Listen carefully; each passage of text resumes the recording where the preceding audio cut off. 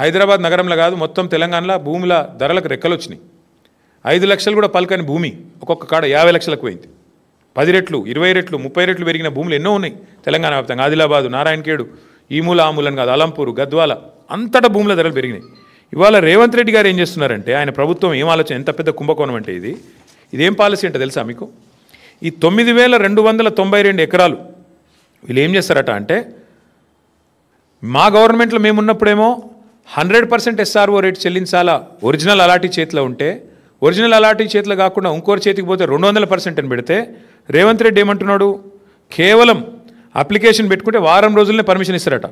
ఏది టీఎస్ ఐపాస్ లెక్క, అర్జెంటుగా డబ్బులు కావాలి కాబట్టి, అర్జెంటుగా లూట్ చేయాలి కాబట్టి వారం రోజుల్లో పర్మిషన్, మరొక వారం రోజుల్లో స్పెషల్ సిఎస్ ఆధ్వర్యంలో కమిటీ అప్రూవల్, మరొక వారం రోజుల్లో ఫీజు డిమాండ్ నోటీస్, 45 రోజుల్లో మొత్తం ప్రక్రియ పూర్తి.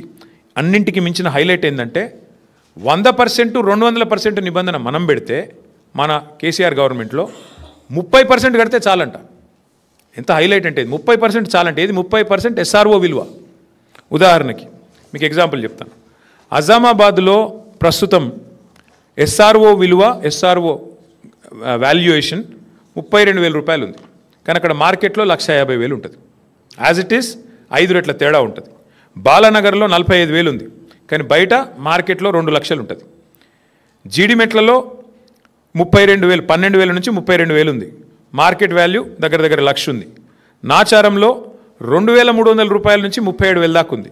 మార్కెట్ వాల్యూ 1,00,000 ఉంది గజం నేను చెప్పేది.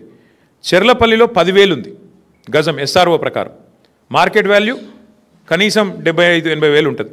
మల్లాపూర్లో కేవలం 8,400 ఉంది SRO వాల్యుయేషన్, మార్కెట్ వాల్యూ కనీసం 70,000-75,000 ఉంటుంది. ఇప్పుడు వాళ్ళు చెప్పే, రేవంత్ రెడ్డి చెప్పే లెక్క ఏంటంటే, చెర్లపల్లిలో నీకు ఇండస్ట్రీ ఉందనుకో, మార్కెట్ వాల్యూ అక్కడ 1,00,000 ఉన్నప్పటికీ SRO వాల్యూ 10,000 ఉంటే, రేవంత్ రెడ్డి గారు ఏమంటున్నారు, మీరు అందులో 3,000 కడితే చాలంట, మీకు ఇచ్చేస్తాం 45 రోజుల్లో. ఇంకా హైలైట్ చెప్తాను మీకు. ఉదాహరణకి అంటే కేసీఆర్ ప్రభుత్వంలో అజామాబాద్లో మీకు ఈ ల్యాండ్ మీకు ఉంటే, మీరు దాన్ని రెగ్యులరైజ్ చేసుకోవాలంటే మీరు 32,000 అక్కడ మార్కెట్ SRO వాల్యూ ఉంటే, మీరు చేతులు కింద మారింటే 64,000 కట్టాలని మనం పెట్టినాం. ఇప్పుడు రేవంత్ రెడ్డి గారు ఏమంటున్నారు తెలుసా, 32,000 వాల్యూ ఉంటే SROది కేవలం 10-11,000 కడితే చాలు, మీకు ఇచ్చేస్తాం, మీరు తీసేసుకోండి. అంటే దీని వెనక ఉన్న కుంభకోణంలో ఇక్కడ మెయిన్ పాయింట్ ఏంటంటే, ఇవాళ ఒక ముఠా తిరుగుతుంది హైదరాబాద్లో. ఆ ముఠా సభ్యులు ఎవరెవరే అంటే, ఏవీ రెడ్డి, కొండల్ రెడ్డి, తిరుపతి రెడ్డి, కృష్ణారెడ్డి, వీళ్ళు ఎవరో కాదు, అంతా ముఖ్యమంత్రి గారి బిజినెస్ పార్ట్నర్లు, ఆయన కుటుంబ సభ్యులు. మొత్తం అగ్రిమెంట్లు చేసి పెట్టుకున్నారు. ఇవన్నీ మొత్తం ఈ భూములన్నిటికీ అగ్రిమెంట్లు, వెనకాల MOUలు, ఒప్పందాలు అన్నీ కుదుర్చుకున్న తర్వాతనే మళ్ళీ దీని మీద RR ట్యాక్స్ ఉంటుంది. ప్రతి దగ్గర ప్రభుత్వానికి వచ్చేది 30%, మళ్ళీ తర్వాత 60%, 70% రేవంత్ రెడ్డి గారికి, కాంగ్రెస్కు ట్యాక్స్ కట్టాలి, కప్పం కట్టవలసిందే. ఈ లెవెల్లో అంటే ఒక 4-5 లక్షల కోట్ల భూములకు వీళ్ళు పెట్టిన టెండర్ ఇది. నేను అడిగేది ఒక్కటే, మీరు ఆలోచించండి దయచేసి. మొన్న మీరు జూబ్లీహిల్స్ ఎలక్షన్ చూసినారు.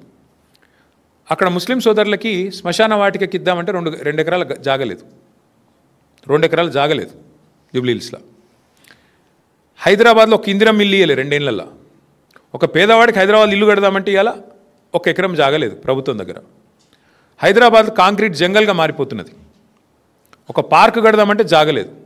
నేను ఇవాళ రేవంత్ రెడ్డిని అడుగుతున్నా, 9,292 ఎకరాల విలువైన భూమి నువ్వెందుకు ప్రైవేట్ వాళ్ళకి దారాదత్తం చేస్తున్నావు? ఇది ప్రభుత్వ భూమి కదా. ప్రభుత్వ భూమిని మీరు పారిశ్రామికీకరణ కోసం, పారిశ్రామిక అవసరాల కోసం ప్రైవేట్ వ్యక్తులకు రాయితీ మీద ఇచ్చిన భూమి ఎందుకు వాళ్ళ కండిషన్ పెడతలేవు? నీకు నిజంగా డబ్బులు కావాలంటే ఓపెన్ మార్కెట్లో ఆక్షన్ పెట్టు, ఓపెన్ మార్కెట్లో ఆక్షన్ పెట్టు, వాళ్ళని కూడా పాల్గొనమను, వెనక్కి తీసుకో, క్యాన్సిల్ చేయి. నీకు పరిశ్రమ కోసం కేటాయించినా నువ్వు పరిశ్రమ నడుపుతలేవు కాబట్టి is is null and wide, cancel చేయి, ఓపెన్ భూమిలో ఆక్షన్ పెట్టు. అది పెడతలేడు. రెండోది, హైదరాబాద్లో నీకు ఇల్లు కట్టేందుకు జాగలేదు, పార్కుకు జాగలేదు, ఒక్క ఇందిరం ఇల్లు ఇయ్యలేదు నువ్వు, హైదరాబాద్లో శ్మశానాలకు కూడా దిక్కులేదు జాగా. మరి 9,292 ఎకరాల్లో ఒక 7,000 ఎకరాలు ప్రభుత్వం వెనకకి తీసుకొని ఇండ్లు కట్టి, పార్కులు కట్టి, బ్రహ్మాండంగా శ్మశాన వాటికలకు జాగలి ఇవ్వడం వద్దంటుండా? ప్రజల అవసరాలకు హాస్పిటల్ కడదామంటే జాగలేదు. ఇలా హాస్పిటల్ కట్టాలంటే మనం కొనుక్కోవాలి జాగా. ప్రభుత్వం ఏదైనా కొత్తది ఏదైనా చేయాలంటే కొనుక్కోవాలి. నువ్వేం చేస్తున్నావు? ప్రభుత్వ భూమి పరిశ్రమల అవసరాల కోసం ఇచ్చిన భూమి ఇలా పెద్దలకు పెద్ద పెద్ద గద్ద